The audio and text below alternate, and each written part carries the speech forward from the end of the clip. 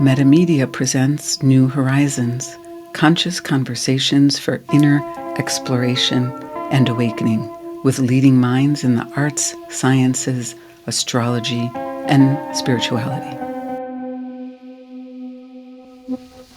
Welcome to the 2024 Summer Solstice with our astro panelists, Elizabeth Hazel, Ray Couture, Robert Wilkinson, and Sheri Horn Hasan. I'm Carmen, and I'll be the moderator. So today we have Elizabeth Hazel, who is a professional astrologer, tarotist, rune reader, public speaker, and author. She's produced numerous articles on astrology, tarot, and metaphysics for magazines and journals. Liz has also offered several books, including Little Book of Fixed Stars, Expanded Second Edition, and Antisha, Secrets in the Mirror. Welcome, Liz. Ray Couture is an astrological counselor and life coach for over 50 years and has presented numerous workshops and lectures. He created the film company Metamedia to produce the only existing record of a lecture by Dane Rudhyar, his teacher and mentor. Ray was also a former co-host of New Dimensions radio program. He was featured in a cut TV video on YouTube that garnered over 21 million views. Ray produces a monthly astrology report, Astrological Perspectives, and this New Horizons podcast, which is also available on YouTube. Robert Wilkinson is an astrologer with over 50 years experience as a counselor, public speaker, author, publisher, and strategic analyst. His work blends astrology, humanistic psychology, and both Eastern and Western wisdom traditions. Robert's blog, Aquarius Papers, was the first astrological blog with 16 million page views, with readers from over 130 countries accessing thousands of free articles. He's the author of 7 books, including The Magic of Venus, Friendship, Soulmates, and Twin Flames, and Saturn, Spiritual Master, Spiritual Friend, and a new look at Mercury retrograde. Welcome back, Robert. Thank you. Sheri Horn Hasan is an archetypal astrologer with a diploma in psychological astrology, a certified evolutionary astrologer, and a past life regression practitioner. Her weekly podcast, Karmic Evolutions Astrologically Speaking, correlates the movement of planets to current events here on Earth. A modern astrologer, Sheri's interest lies in utilizing chart readings and interpretations as a means of soul growth and growth in consciousness for both individuals and the collective as a whole. Welcome, Sheri. Okay, so we're going to bring up a couple of different charts, and let me share my screen. We will start with, one second. We'll start with the DC solstice chart. So this is going to be rather informal. You can jump in, raise your hand when you'd like to speak. I typically like to say ladies first. So who would like to go first? I can go first if you want me to. Go for it. Well, I had sent a chart that I didn't make it here. So I use some of the asteroids and the dwarf planets, and this chart is missing something that I think factors into a T-square that's rather important. So the first thing I noticed, that's... Is this your chart? No, that's my. No. It's your chart. All right. So I didn't make it here. Sorry about that. Oh, okay. Mine has my name on it. I think I wrote the summer solstice. Anyway, what happens is you can see that the moon is in Sagittarius in the second house in Washington, D.C., and it's squaring Saturn. In the chart that I have, Saturn is also, the moon is also in a T-square with Juno, which is at 1504 Virgo in the 10th house. To me, that speaks volumes about the current situation in America, because we have a lot of dissent in partnership. For those who don't know, Juno is the Roman goddess, the wife of Jupiter, and in Greek mythology, that's Hera, the wife of Zeus. So she is an indicator of the partner, formerly known as the wife. So because we have so much going on here, that addition to create the T-square from the moon to Saturn, which is being opposed by Juno, is again the 10th house. The moon, of course, is the people, right? One of the things that I had said, hang on one second, I just want to find my notes, is that this T-square, it's like this Jupiter-ruled moon wants to move, right? It's in a mutable T-square, and so it's kind of back and forth and back and forth. But the Juno is at odds with restrictions. So the moon is feeling this chomping at the bit about being restricted in partnership. In America, that's about all that's going on if anyone pays attention to Congress, to issues concerning women's rights, to issues concerning the LGBTQ community and things of that nature. So there's a lot of restriction that's the people are chafing against that does not match their particular either individual or group oriented, depending on what we're talking about, the collective or the individual, right? Doesn't match their sense of what partnership should be. Do you want me to go on, or I'm not sure how this is structured? So do I talk for a couple minutes, or is that how this works? It's totally up to you. Well, I can go on forever, so you got to let me know when I have to stop. The thing is that, here's what I said. I said the Sag moon falls in the second house, which is ruled by Venus's Taurus. So that means what we value most. And it's in the house of resources because it's through these resources that we can build a strong, secure foundation in life. And once we have that, we can achieve a high level of self-worth and self-esteem. However, the moon here moon in the second house can indicate insecurity about our resources and therefore an insecurity about our own self-worth. Well, this is obvious in America when we look at the issue of abortion, okay? And women having become second-class citizens 2 years ago after the Supreme Court Dobbs decision. Now, in addition, because the Sagittarius moon squares both Juno and Virgo, again, Juno's a sign of the wife or the partner, and Saturn is in Pisces, forming that mutable T-square, we have an indication at this solstice chart that it portends, again, tension between partners who feel held back, restricted, stymied, etc., in making the kinds of movements that might make them feel most secure. Now, we know astrology is unbiased, right? The only bias that comes to astrology is through each of us because everyone has biases. But this shows, again, as above, so below, that, who's feeling restricted and why is up to whatever your particular perspective is. Now, again, I think it's a little more of a pliable T-square, which means it might be a little more unpredictable because it's mutable, and therefore it's not fixed, it's not cardinal taking action. So it's sort of like, there's a lot of indecision in this country right now, some of it based on misinformation, which I think is part of what you asked about with the Jupiter and Gemini. But before I get there, I want to say that, Saturn is going to station retrograde at 19 degrees and 26 minutes of Pisces on June 29th, and it's going to travel back to 12 degrees, 22 minutes of Pisces by the time it stations direct again on November 15th.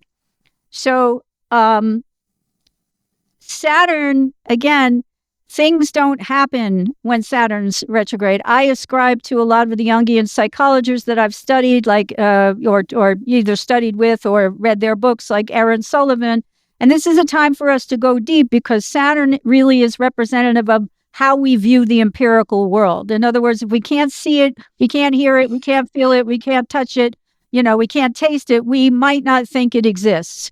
So when Saturn goes retrograde, we're called into the deeper recesses of our psyches, our unconscious, our subconscious, to bridge the gap between what our soul knows is true versus what our ego perceives to be factually true. I don't think there's any way we can deny that that's extremely prevalent in this nation right now, since we're looking at this particular chart. You guys had asked about, hold on, because I'm finding my notes and they're a little screwed up. I think it's interesting that you can see the stellium, where the Sun, Venus, and Mercury in the 8th house in Cancer, right? And it's squaring the transiting nodes, which are, it's making a cardinal square to the Libra-ruled South Node and the Aries-ruled North Node from the 11th house, which in mundane astrology is the legislature, to the 5th house, which is the Sun's Leo house, which often talks about creativity, but the highest form of creativity is procreativity, as in producing children, right? So again, this Venus is the rule of the South Node squaring the South Node. Venus is about values, right? That's how I bottom line Venus. It's really about values. And now it's in Cancer. We have family values. The Sun is the core ego identity. Venus is our values. Mercury is our communication, our perspective, right? Particularly about family. And they're at odds with each other, right? So is the collective going to give up its polite dishonesty of a Libra South Node and take action to actually fight for, the 5th house, right? That's happening. Again, astrology is unbiased. So whether you're pro or you're con, subjects like women's equality, and especially in medical care, again, not to beat a dead horse, but transgender or anyone who seems different, right? Whether you're going to fight for their rights to exist, essentially, right? The Sun is squaring its own house, the node in its own house. So I think that has a lot to do with what's going on here politically. I started talking about Saturn. Saturn retrograde, I think, is a period when we're really called to go deep about what makes us truly feel secure. So we can see with the combination of the nodes and Venus in square, the moon in the 2nd house, which is Venus's Taurus-ruled house, that we are looking at, setting up a situation where we really have to decide what makes us feel the most secure. 2nd house is a house of resources. Resources provide us with a foundational security. I always say that we have to have a foundation, which is very Saturnian, in order to put up walls, and then we can put up a roof, and then we can protect ourselves from the outside elements, whether that's the weather or, savage beasts or whatever, or just other people. And this kind of insecurity, like I said, moon in the 2nd house, you can feel that Sag moon, it wants to move, right? But it's being, again, stymied by Saturn. And the issue that's stymieing it, which is more of a nuance, is partnership.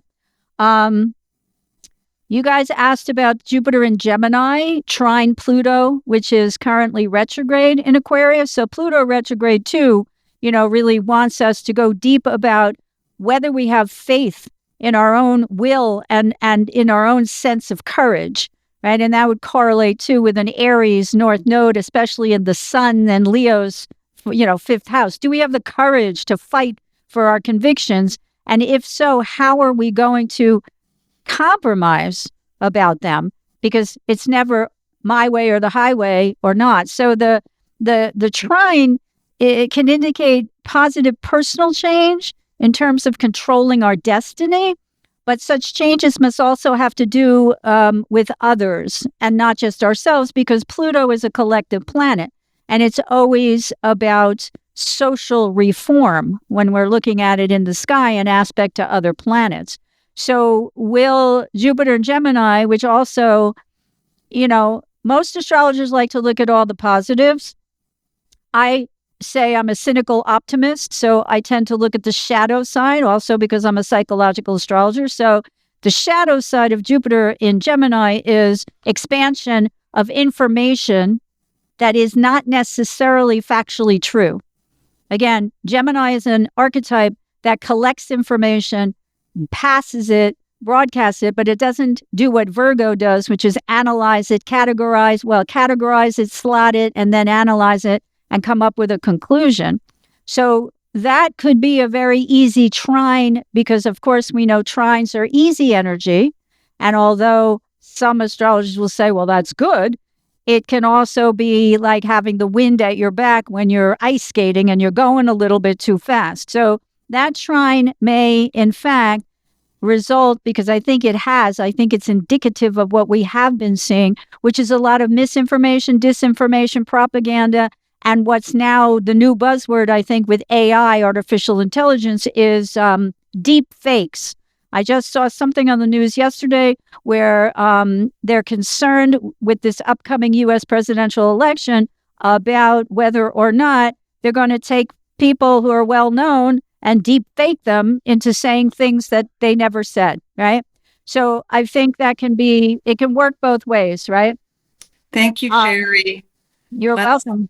Let's let Liz pipe up here. Do you want me to show your chart, Liz? I would. I think it would be helpful for viewers. There we go. In my chart, I've included fixed stars as well as Antisha. And as Sheri is mentioning, the square between the moon and Saturn, the antition of the moon is actually sextile Saturn. It shows in the second house at 15 Capricorn. So you get the moon having a good and a bad relationship with Saturn. Now, the moon doesn't like Saturn. It kind of squeezes her down. It restricts her movement. But what is really, to me, the kicker is that the moon and Saturn rule the 3rd and the 9th houses. This is where we communicate. And so we just get this interesting intel drop from Professor Heather Cox Richardson that Microsoft has been uncovering fake social media profiles from the Chinese to destabilize U.S. politics. TikTok took down thousands of accounts from 15 covert operations from January to April 2024. NewsGuard reported a network of 167 Russian disinformation sites fronted by a former deputy sheriff in Florida.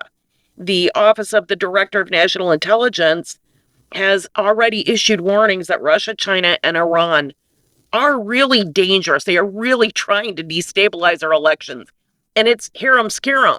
But when you look at that moon sextile and moon square, what is true and what is false? There's a good question.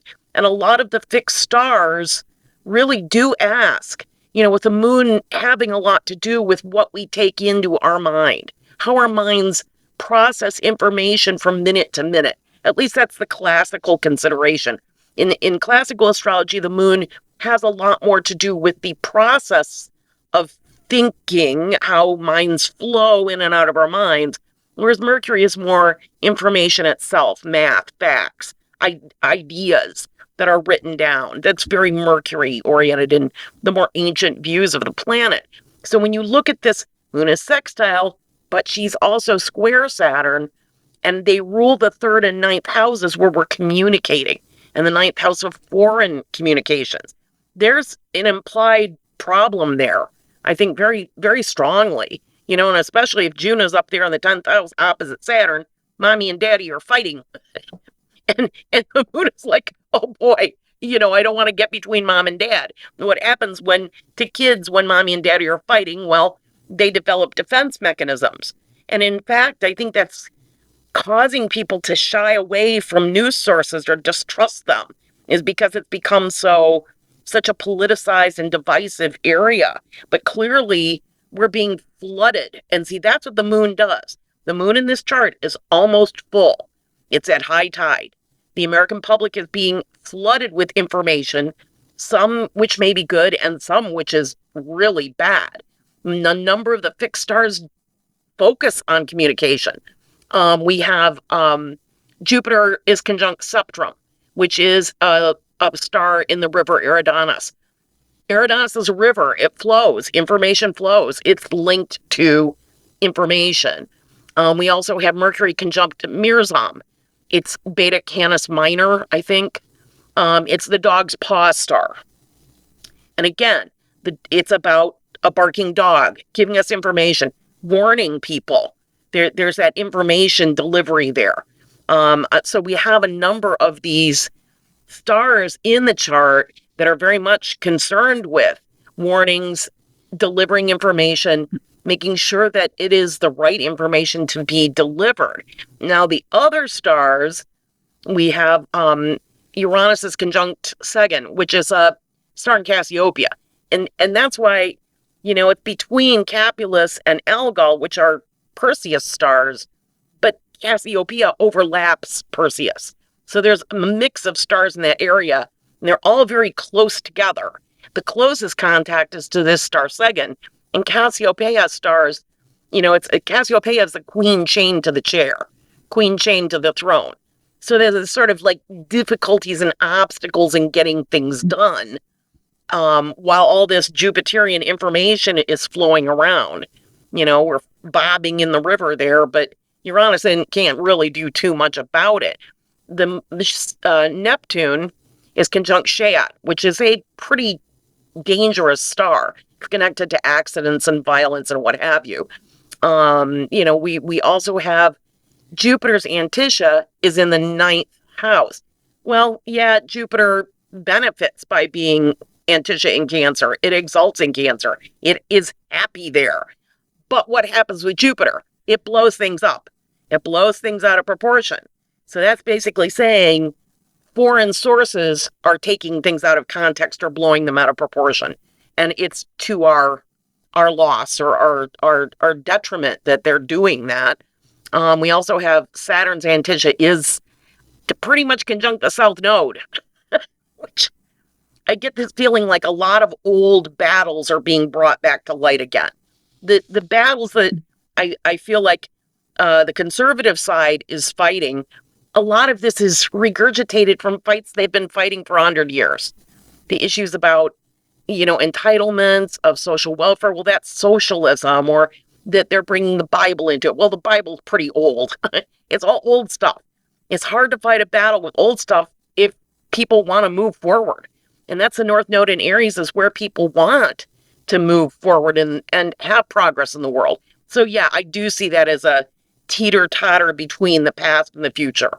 Is where do we balance? Where do you fit on that spectrum of new ideas versus old ideas?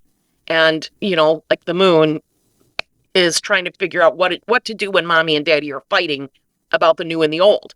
So yeah, this is a kind of, how would I say this? It's sort of a challenging solstice chart in that, this is the second one. The spring equinox chart had a Scorpio rising, and so does the summer solstice.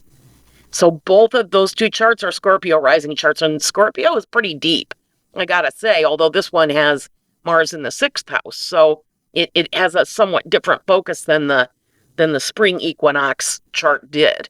I'd love to hear from Ray and Robert.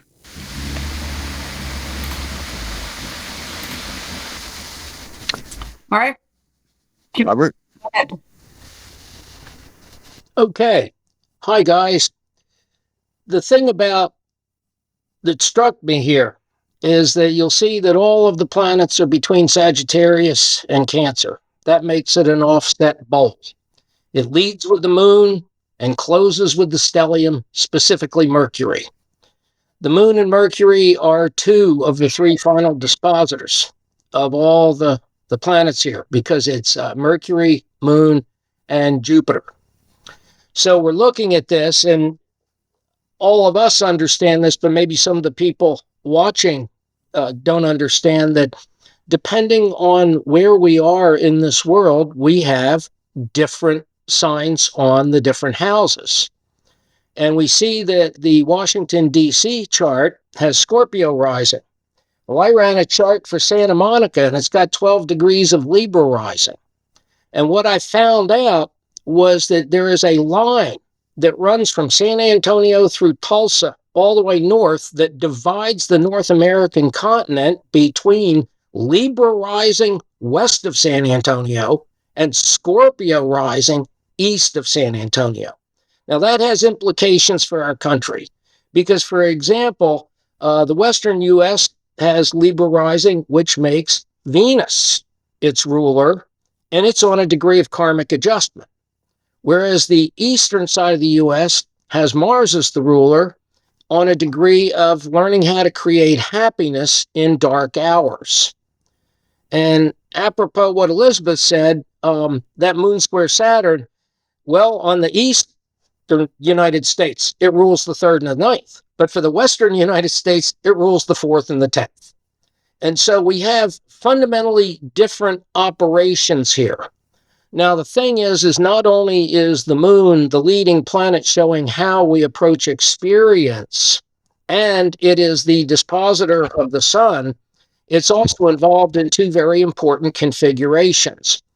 But before I go there, see, the thing is, we see that for Washington, D.C., the vast majority of the planets are clustered between Pisces and Cancer, and they're over there on the half of the knot self. So our primary East Coast focus is going to be on the hemisphere of the other. And that's not necessarily true. If we go to Libra rising, the Libra rising actually runs it from the 3rd up to the 9th, rather than from the 2nd to the 8th. Okay, so this is, I'm not going to get into all the nuances here because there's just way too many of them.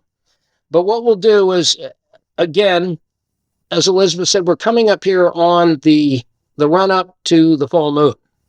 And that makes this a gibbous moon, and it doesn't matter whether we're in Santa Monica or Washington, D.C. or Jerusalem or India. It doesn't matter. We are going to have an offset bowl. We're going to have the moon leading the configuration. It's just a question of what house it's in. Because I did a quick little look here, and for example, in London, Paris, and Berlin, they all have Capricorn rising, which really puts a very different focus on this because it puts almost everything below the horizon. With us, we have a whole bunch of stuff above the horizon. Once we get over into Europe, it all goes below the horizon. I saw that Rome and Kiev both have Aquarius rising. Moscow has early Pisces rising. So in the case of Moscow, you've got everything below the horizon except for the moon in the 10th, which has its own implication. And also, I think that with the Pisces rising, and you've got that 2 degrees Pisces, you've got the Pluto at 2 degrees of Aquarius, that can work both in terms of the loss of alliances as well as the seeds of hidden enemies working against Moscow. And that would also hold true for pretty much anybody with Pisces rising. We get over to Delhi, we see that it's 11 Taurus rising, putting the emphasis on houses 8, 11, 1, and 3. In Melbourne, 19 Gemini rising, the focus is on houses 6, 8, 10, and 11. So as you can see, there's going to be a different focus based upon what nation we are in and whether this bowl is in the half of the not self, below the horizon, on half of the self, or above the horizon. And so different nations in different areas are going to have a different focus. So the thing about the gibbous moon is it's searching for a revelation. It's searching for something that's out there. It wants to learn. It wants to know. And that gets back into the moon's ruler, Jupiter, in Gemini. That, even though it's far separating from the opposition, what we're going to see is a lot of diverse information, some of which doesn't make any sense, especially driven by that square from Saturn and Pisces, which I see as our need to persevere and be disciplined as we navigate the fog. And we're also looking at Saturn on its stationary degree and Neptune on its stationary degree. Well, at least Saturn promises us nourishment at the end of our day of labor. Neptune is on the dream degree. It's the archetypal, dreaming the future before it happens. And so I would say all of this year, not just this quarter, but all of this year is about dreaming the future before it happens. Now, the moon ruling the Cancer stellium and leading this whole thing, it's on a degree of a moment of pause which presages change, and that we're all going to have to be alertly ready to act while not falling into distress at not knowing what's ahead. And that becomes a big theme, that we're going to have to be able to anticipate the future, but without freaking out at all of the fogs and the confusions arising from Saturn in Pisces, Neptune in Pisces, Jupiter in Gemini. And I think that this is really where the emphasis on the Cancer and the Mars in Taurus is going to be more of the stabilizing influence over the next 90 days, because again, the solstice is a snapshot of what we can expect in the next 90 days. And I'll finish this little section by just talking about those three configurations. There is a Moon square Saturn, semi-square Pluto. That Saturn semi-square Pluto has been in operation since April. It's going to be with us all this year and well into next year. And I think that's the collision that we're seeing on a global social level, because that waxing semi-square represents a phase shift, if you will, between, for example, the new moon phase and the crescent moon phase. Well, our friend Gary Lorenzen's done a huge amount of study on what happens when these outer planets shift in terms of the 45, 90, 135, and 180 degree phases. So we are in the middle of a huge crunch that relates directly back to the Saturn-Pluto conjunction of 2020. So this year is a crucial point of a gear grind in terms of this new long wave cycle. And the moon disposing the Cancer, leading the bowl. There it is, stuck in the semi-square with Pluto and square to Saturn. We need really good Gemini and Virgo, but because of the Jupiter in Gemini, we've got a lot of Gemini. We really need good Virgo, especially 16, 18, and 20 degrees.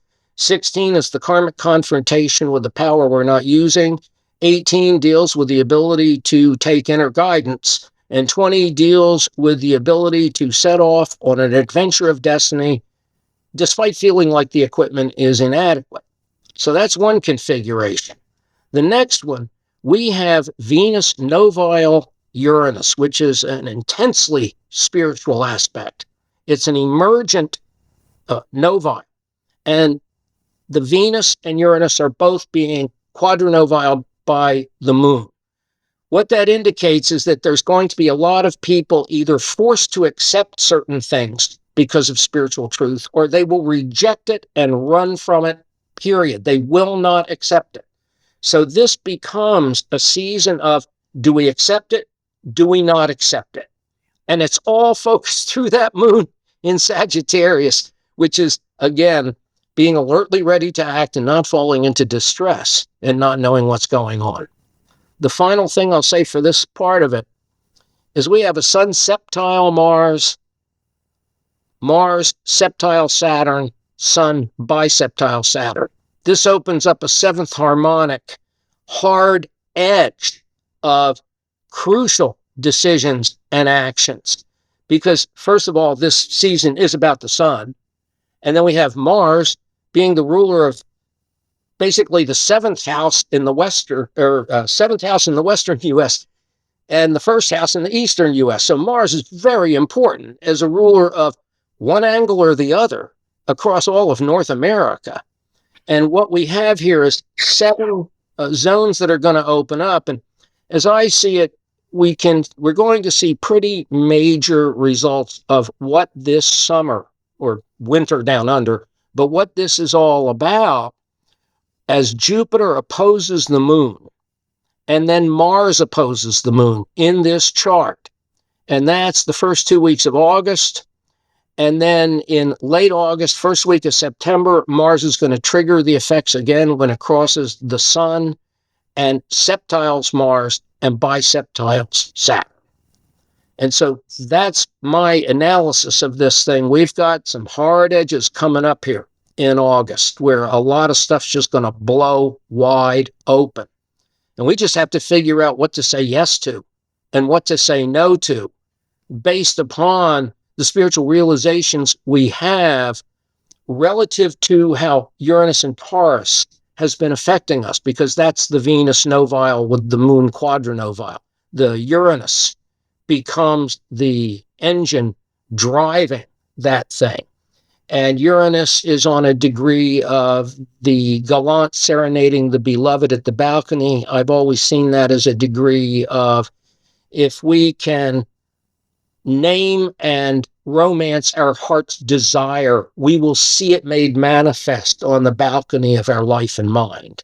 And so this is really about awakening to the heart's desire and understanding what we have to say yes to in order to further the future of it via Moon and Sag, or what we say no to because we cannot carry that into the future with us. We can't do that. We cannot accept it. We don't have to accept it, but it's based in our truth and awakening of the Uranus and Taurus. Thank you, Robert. Okay, Ray, did you want to speak to the Jerusalem chart? Yes. Okay. But not first without thanking everybody for the implosion into the details of this truthful thing. It is truly a transformative opportunity that is presented to us in the world, not just in any of these places, in their own particular way, as Robert pointed out. Whatever arising there, in whatever country you're listening to this from, or whatever country you are interested in. When I look at this chart, I first of all have to say, well, look, wait a minute. This is a graphic depiction of the solar system at a given moment. And what does that have to do with us? Well, I'm still going to stay with the Washington chart, though, because that's what we've been talking about. So I'm sort of focused in on that, if that's okay, Carmen.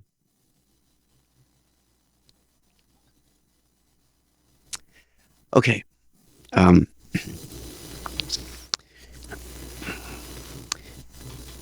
more given to seeing the meaning of an astrological configuration from the perspective of a heliocentric idea, which is basically on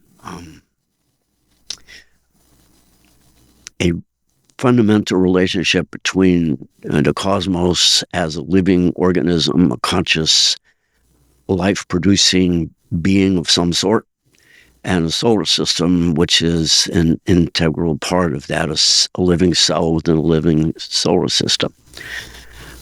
So it has what it is trying to do and be. And there is us who are trying to use that energy. And the question is how well we can use it. The bottom line that Robert pointed out is, what are you going to say yes to? And what are you going to say no to? The 15th degree, 14 degrees, 15 minutes, is in the very middle of Scorpio, which from a decan means that's Pisces. And we know that Scorpio is about healing, fundamentally. So it's talking about the healing, the revival of something called Pisces, which corresponds to the whole idea of the 12th house, where we find Libra, and the decan of Libra there is Gemini. So there's a need to resolve some kind of social conflict here. But when we look at this deeper and we just divide it from the point of view of the ascendant, descendant being the delineation of the subjective versus the objective, and then we have that first planet to rise being the moon, subjectively, as well as Mars being the last, subjectively. The second house of resources, of course, in the middle part of Sagittarius is new, or Aries, an adaptation of our consciousness, our higher consciousness. A new direction, Aries being something new, a new cycle. And that is square to the Saturn, because the Saturn may as well represent the past in every form and structure of how it comes about in your own mind, in your own city, in your own family, in your government, and even climate change. So that idea of taking a new direction is doing some sort of restructuring, creating a crisis, because a square is a crisis, which is really an opportunity for us to take a new direction that is different from the past. And of course, Saturn has its political manifestation. It has its restrictive manifestations, its protective manifestations. But in the middle of Pisces, it's Cancer. And the cusp of that Cancer, the fourth house is Aquarius. In the part of Aquarius, that is Libra. So it's talking about social transformation is what is needed.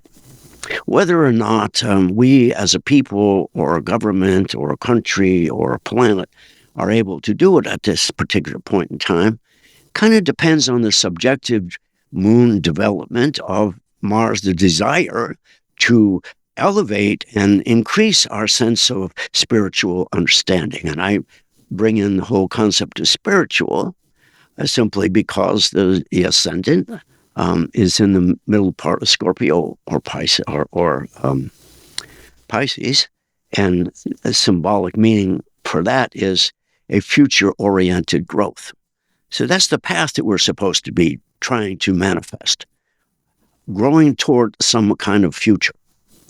Aquarius does, in many ways, represent the future as well. So our foundation now, the fourth house in Aquarius, and the part of Aquarius that is Libra, says we socially are in the midst of a challenging transformational idea and basis that we have to base ourselves going forward, because Aquarius does rule the 11th house where Virgo is, in the decan of Virgo that is Taurus.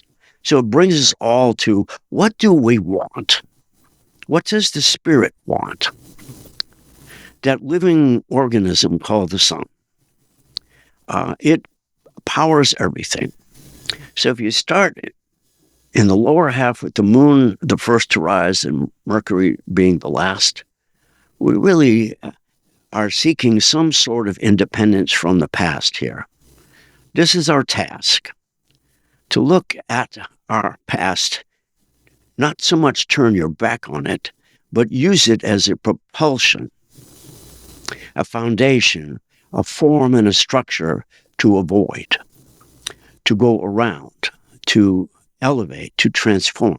So the whole upper half starts with Uranus in terms of planets, ends with Mercury. Transformation in the seventh house of relationship. That's war and peace as well. You can bring in Tolstoy here if you like. But it's the middle part of Taurus, which is Virgo. So there's got to be an improvement, a growth, an evolutionary transformation in the business of how we handle conflict, Jupiter in Gemini. Understanding the nature and the core of the conflict can result if we, first of all, Uranus, transformation, break away from the past, see that there is a need for us to participate in this transformation rather than hope for it and just pray for it. The Spirit says, let me work through you. Who? Moon, the people. Earthlings, the consciousness of the planet. So develop the desire to get past the past, transform the thinking of how we feel so that we understand it is necessary for us to participate and lift our own little piece wherever it is and whatever it is. So subjectively, just to keep it clear, the moon and Mars are in an operation. There's no aspect there you would think. It doesn't matter. What does matter is the houses. The whole business of a geocentric chart is really from the perspective of our earthling ego view. And in many ways, the moon does represent the ego. So on an individual basis, all of us in one way or another are facing a sense of needing a new set of values, second house. But Aries is also one of the most insecure signs. And I kind of use a metaphor of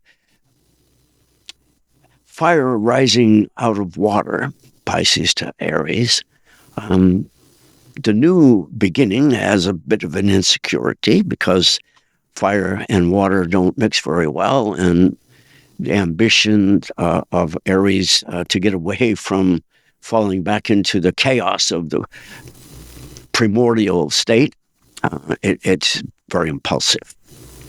So there's a possibility here, of course, of all the things that we've talked about. The interference with our elections are extremely possible. But that square to Saturn means that we've got to pay attention to the need for breaking away from the way we relate to this whole business of insecurity, and rather use it, because the North Node is trine there to the moon, and it is, as a trine, is creative energy. As I think Elizabeth was saying, mom and dad are fighting. Mom and dad, that's society, the culture. That's what we're living in. And there is a fight going on. But in terms of Capricorn on the cusp of the third house, our basic everyday understanding is that our values are limited, are restricted, has to be focused, are disciplined on that Pluto in Aquarius that says it's time to begin to reconsider and reorder our understanding of what we want in the future, because it has to be opposite what we have at the moment. And the big thing to me is the Thor's hammer. Sesquiquadrate, Scorpio to the Sun, sesquiquadrate, Scorpio rising to Neptune, and those square to each other. Neptune square the Sun.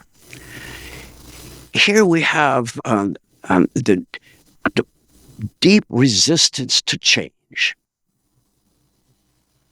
that exists, let's say, in the 10th house, because of the fact of Saturn becoming more conjunct as time goes by. Robert pointed that out. So the possibility of the restrictions in the structure of the past beginning to dissolve will really be this crisis of our need to participate and go with the process of change, and each and every one of us in our own way serve that, however it works out in our own personal lives. But you see, the 8th house is the sign, is the place of where what is weak, what needs to be strengthened. So the ascendant in Scorpio is pointing to that 8th house, saying, well, what again do we have to fix? Gemini is the cusp in the Libra part. Again, social conflict. That social conflict is not just in Washington, it's in Jerusalem, it's around the world. Robert pointed it out in so many different ways. And the political division is also mirrored in the divisions that Robert pointed out between the East and the West, and the different risings and the different houses that are involved. So everything being on the right except the moon and Pluto really makes it a point, according to Richard's idea of the left side as being destiny-making. This is the Sagittarius moon wanting to rise above and begin to see the limited thought process of how we have limited our options and our values. We need to rise above that because there's a semi-square between the moon and Pluto. And a semi-square, is half a square, and it calls for an internal restructuring, an internal reexamination, an internal reorientation. The way we think about our relationship to the world has to change, because our socio-political view is that we are the dominant factor as a country, which is absolutely not true. Only insofar as to say, some people call us the chief terrorists, which they're not too far off from that. The cusp of that 10th house ruled by Saturn and the Sun, Leo, Sag, Aries. So we're going to either express our insecurities or we're going to be creative here. And the spirit here, the Sun, is asking for independence, to establish a different perspective about our view of the world and our role in it. So I will leave it there. Could I make a quick note? We've been talking again and again and again about the moon and Venus and Mercury. All three of those are out of bounds. All three of those need to be elevated, renewed, and reformed and restructured. And if it was a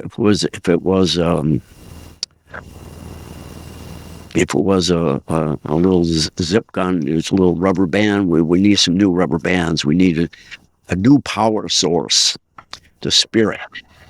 Because the idea of the new moon on July 6th at 15 Cancer really talks about temporary fulfillment. Something will come to fruition, but it's only temporary because it requires the materialization of our spiritual being and our spiritual values. We have to value and chart our course more in line with the spiritual concept of what is needed here, rather than the egoistic concepts of what is needed by the world in terms of the rulers who are tethered to the past, almost like Jimmy Hoffa with a piece of concrete and bottom of the ocean or wherever. Robert, you unmuted yourself. Would you like to say a few words? Well, I was thinking that really Mercury is extraordinarily powerful and almost completely unafflicted. It is almost there are no afflictions to Mercury, and not only that, besides the very strong sextile to Mars, which of course is very fortifying, Mercury is exactly tradecile Saturn. And the tradecile is an aspect of interactive, unique serendipity. So there's going to be some unique serendipitous circumstances related to anything that's caught up in that particular aspect. And another interesting thing, I mean, Venus is on a degree of karmic adjustment.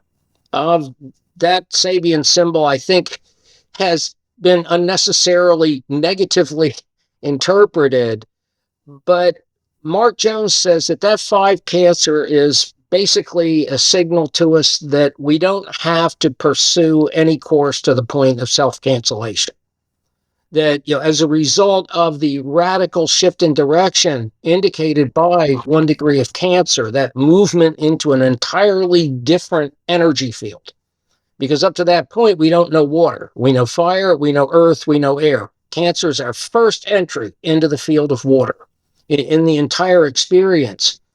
And the first 5 degrees is actional on that reorienting, consolidating type of energy. And that the Venus is going to teach us that we must peel off from certain behaviors. We have to know when to say this far and no farther. This is enough, no more than this. And that's the caution. I do think it's interesting that we have the moon. I didn't mention this, but the moon is biseptile Neptune, and Venus and Mercury are both triseptile Pluto. So we again have even more seventh harmonic, non-rational, fork in the road of destiny type of energies. And it's almost all encompassing. Moon, Mercury, and Venus. These are key to the actual, you might call it the everyday function of the next 13 weeks. The things like with Jupiter and Saturn and Uranus, these are all meta type of influences. But the Mercury, Venus, and Moon show us the specific focus. And see, the Moon is culminating. I mean, it's making that waning semi-square to Pluto. It's making the waning square to Saturn. It's making the waning bisectile to Neptune. And it is making a waning biquintile to Mars.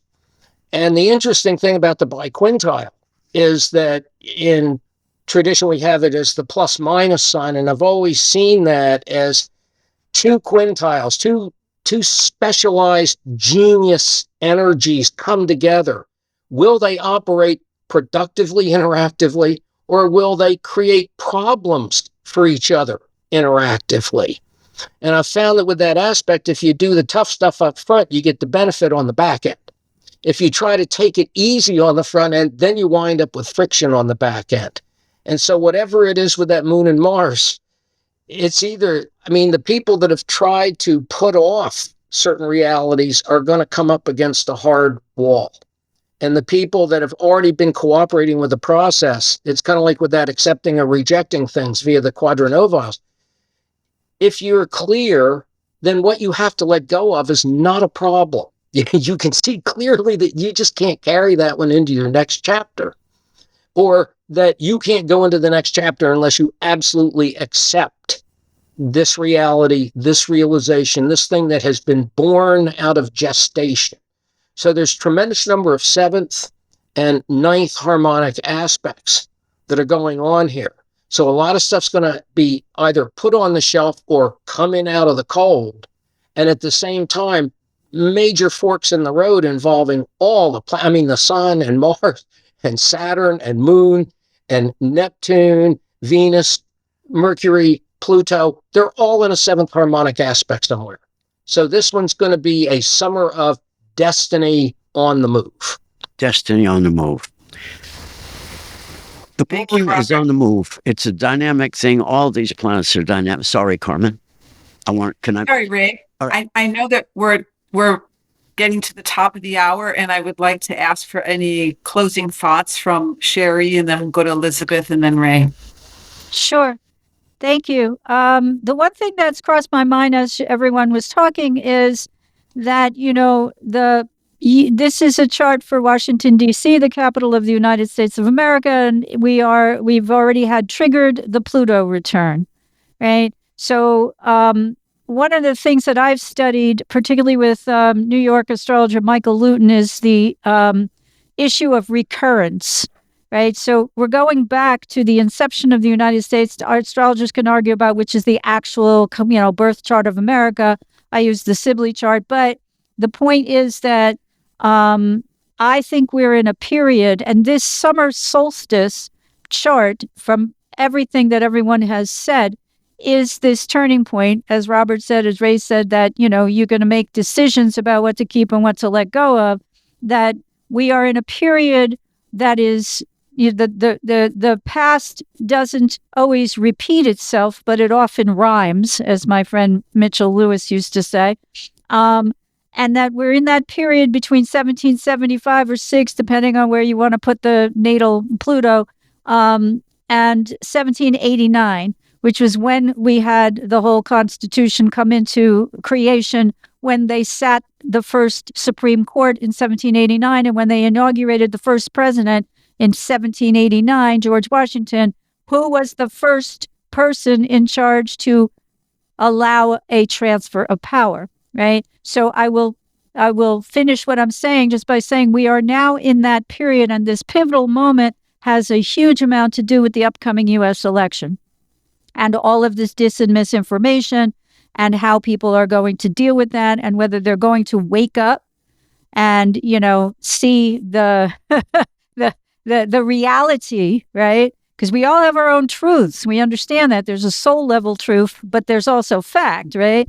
So this is that turning point to me. Are you going to accept fact, or are you going to stay in your sun square Neptune, moon waxing into the square to Neptune at the summer solstice, illusion, confusion, and delusion, which is how psychological astrologers often describe the energy of the planet Neptune, and often its archetypal ruler Pisces. So that's all I want to say, but thank you. Thank you, Sheri. Liz? When mommy and daddy are fighting, kids can develop defense mechanisms. But eventually kids figure out the defense mechanisms are often self-sabotaging by the time they become adults. So I think what we really have to understand is mommy and daddy are just people. They're people, they're flawed. There's a big reality check in the mail here with Moon Square Saturn. And I think we're going to see those reality checks, as Robert was saying, as Ray was saying, reality checks are going to start hitting in August and September before the autumn equinox chart kicks into action. And we need to really be able to process those realities in a functional, clear-eyed way. You cannot stick your head in the sand, which is Sun Square Neptune. People who've been sticking their head in the sand wind up getting kicked in the butt because they're not looking. And so I think we have to be very careful about the next 4 months, 3.5, 4 months till we get to, autumn equinox, is just being very realistic about everything we see and really working to discern what is real from what is disinformation BS. It does take extra critical judgment on everybody's parts, and that is so Saturnian, is critical judgment. So yeah, that's my take on this chart. Thank you, Liz. Okay, Ray, wrap it up. Wrap it up. Okay. The moon is a fast-moving thing, and the first thing it's going to do is conjunct Pluto on June 23rd. People demanding change, the change being necessary, unavoidable. And then the moon becomes conjunct to Saturn on June 26th, fighting against various forms of political limitation and so forth. So we need to be awake and alive and willing to do our part. Thank all of you.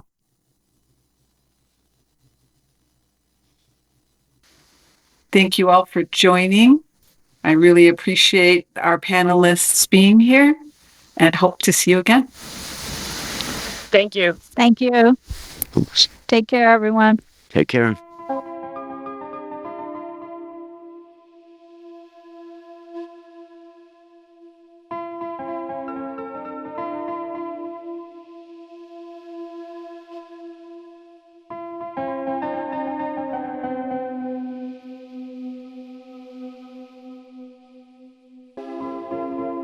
Thanks for listening.